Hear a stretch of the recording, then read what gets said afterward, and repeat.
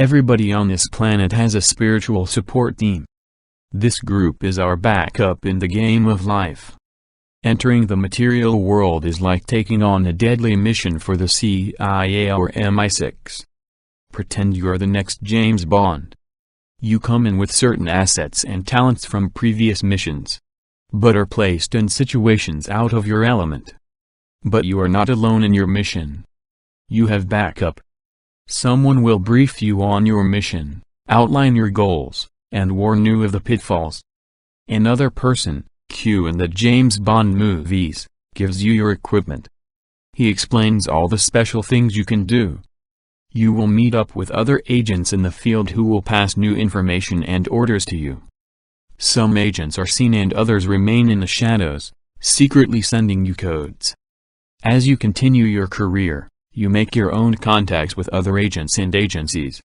You can communicate to headquarters through special equipment, focusing on frequencies only you and your team know.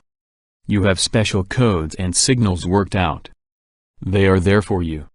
Without them, your mission is much harder. In the real world, our team is made up of our spirit allies. We come into the world with this team, and build on it through our spiritual practices and experiences.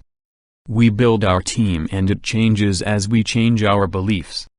Those deeper on the spiritual path, with active, daily pursuit, will attract more allies, just as Native Americans believe that although everyone has a spirit ally of some type, shamans have more. If you pursue spirit allies and wish to complete your life goals, more allies will come because you are helping them complete their goals. The relationship works both ways. A lot of the Native American spirits are making themselves known to seekers living in the Americas, regardless of genetic background. Spirits who lived as shamans and medicine men are teaching their wisdom by becoming spirit guides. The spiritual support team contains many roles. You might find one ally performing many roles at once or have a very large and highly specialized team, where each ally has a single function and never works beyond that realm. Allies also change roles as we progress in our development. The Guide. The first and most popular spirit is the Guide. This ally comes to help us through life's tough transitions. The Guide is really our first spirit friend, one who talks to us on an equal level. Once we open the lines of communication with our spirit guide, we can talk about our issues and their solutions. Guides offer powerful, life-changing advice. Be prepared to hear the answers to the questions you ask. Guides are an opportunity for you to simply talk out your day and share with someone if you have difficulty talking to those around you. Like a good friend, they will not offer solutions if not asked, preferring you to figure it out on your own. Guides do offer encouragement, though. They are there to help you find the way. Guides are not a replacement for human contact and will encourage you to make new friends and meet new people.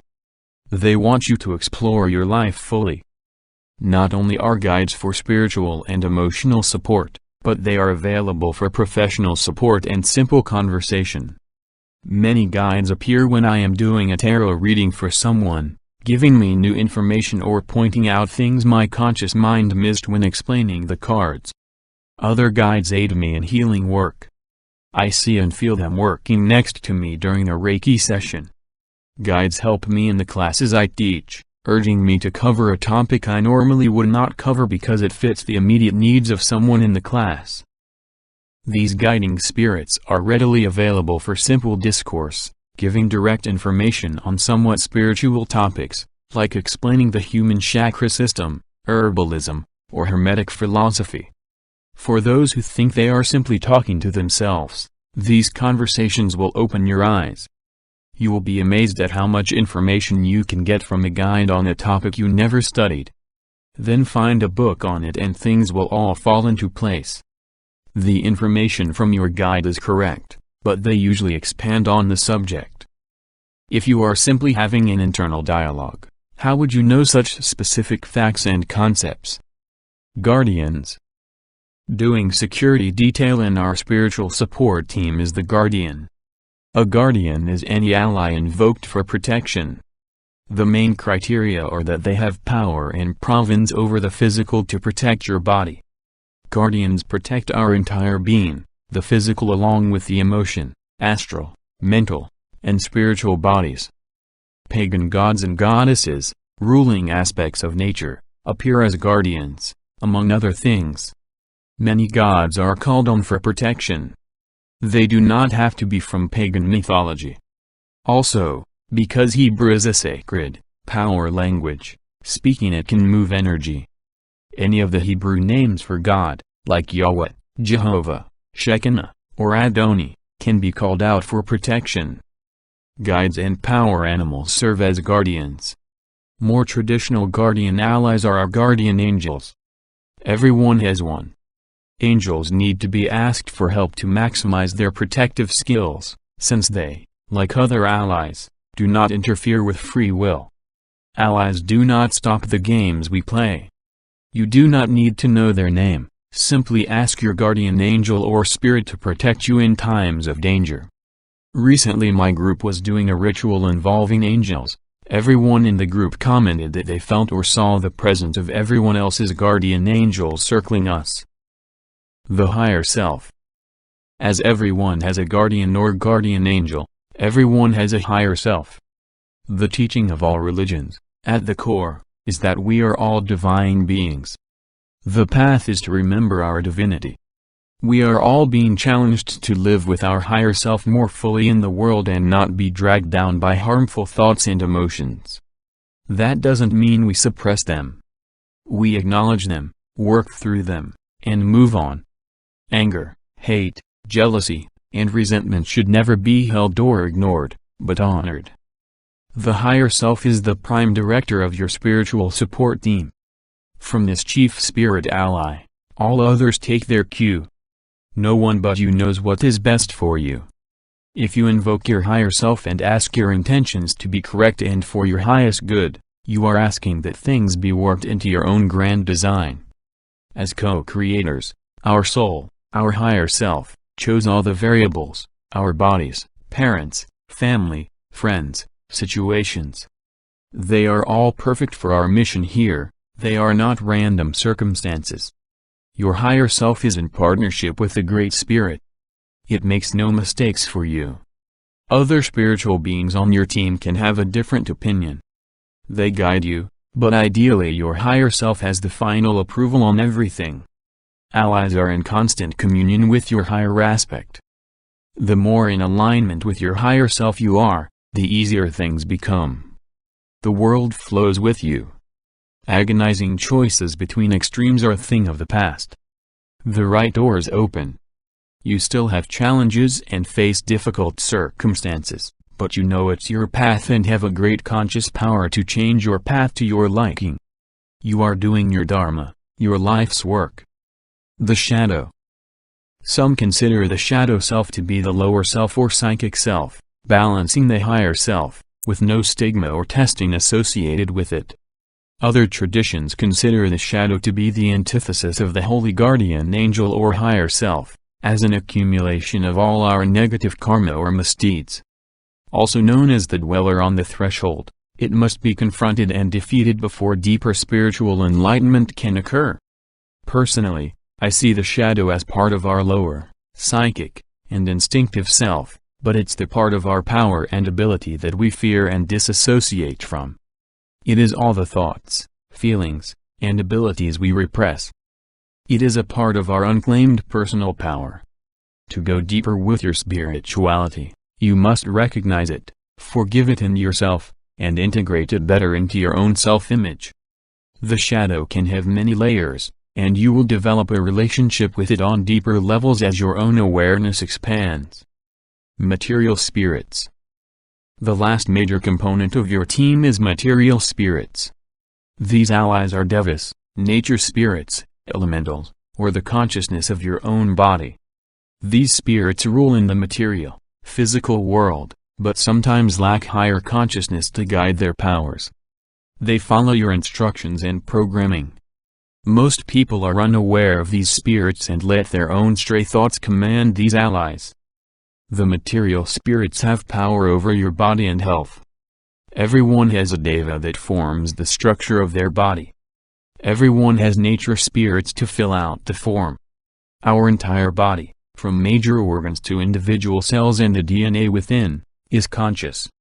If you continually tell yourself you feel like a mess, your body will give you a mess. The body listens to every word of our internal dialogue. Positive affirmations are a way to counter this habitual programming. Tell your body you feel healthy, balanced, and beautiful. Reality follows thought. You are what you eat, but more importantly you are what you think.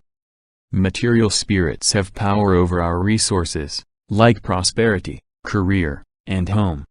We have guides who help us formulate the best goals and career decisions.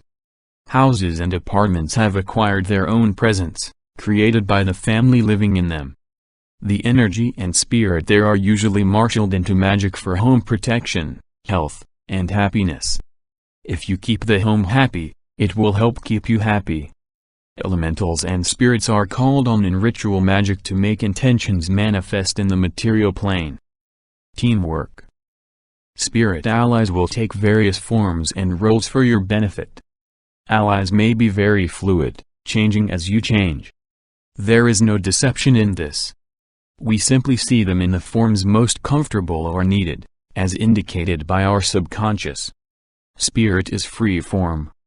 All beings past this side of the many veils are in touch with their multidimensional nature. The duty of our guides is to reawaken us to our own multidimensional existence. Part of each of us lies beyond the veils. Allies support us by opening new doorways in our consciousness. As you work with the team, you discover each ally has very individual traits. Each has a specific personality. Each has an identity. These vibrations are recognized, either through their voice if you are clairaudient, or simply by their presence, even if you see no image of them.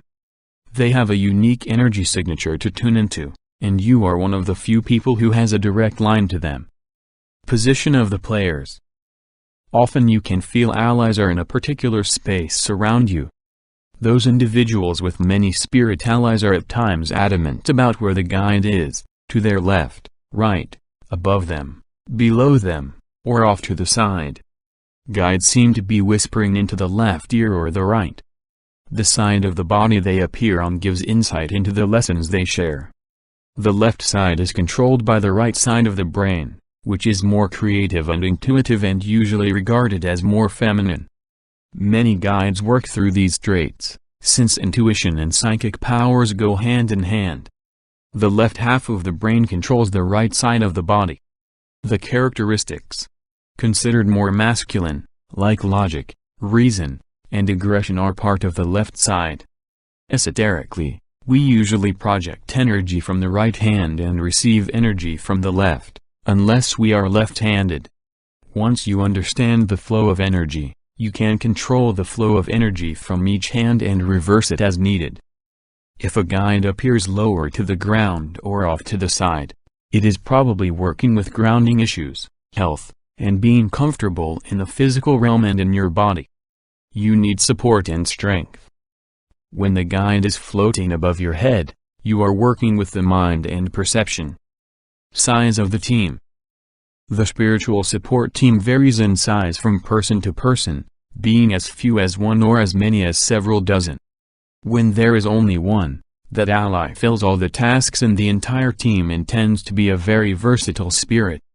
The larger teams bring specialization, with one spirit having expertise in a particular topic, but no measurable information on other aspects of life. Team communication. Request that your allies work together.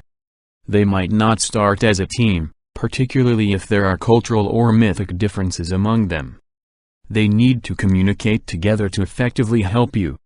Most move in harmony, working out their differences and opinions beyond our perception of space and time. When we communicate with them, they already know their group message. A small core forms, working together to fulfill the roles needed in a good team. One spirit ally takes the leading role and is in frequent contact. Other allies come and go as you need them. Some are always present, But when their talents are not needed, they fade into the background. After a time of no contact, you start to forget them. Have no fear, spirits do not hold grudges as people do. Honor them and your experiences with them, but if they slip your mind, there is a reason. I write down all my experiences with spirits and periodically review them. Like looking at a journal, reflecting on the year, I review the experiences with my allies. This way I honor our time together and value the spirit, even if we are no longer working together. Blind obedience. People who actively work with spirit allies in all forms most often stress that they are allies, no matter what you call them. They are friends, helpers, and guides, but equals. The relationship is like having a spiritual big brother or sister, or even aunt or uncle. Though you often follow their instructions, you are not meant to follow messages blindly, even when they come for our highest good. Allies offer help and work in partnership and cooperation with you. Ask questions for a better understanding. Even when working with Great Spirit, or any other direct incarnation of the divine, like the gods and goddess from across the world, you do not have to follow blindly. Most of these beings come in unconditional love, and while they need to be respected, like all allies, they do not order. Do not get into a submissive role with your allies because they do not want your blind obedience. Only harmful spirits want that. No growth comes from blind obedience. Strong allies work for the highest good. They want you to live in love and happiness, doing what you need to do for your own transformation.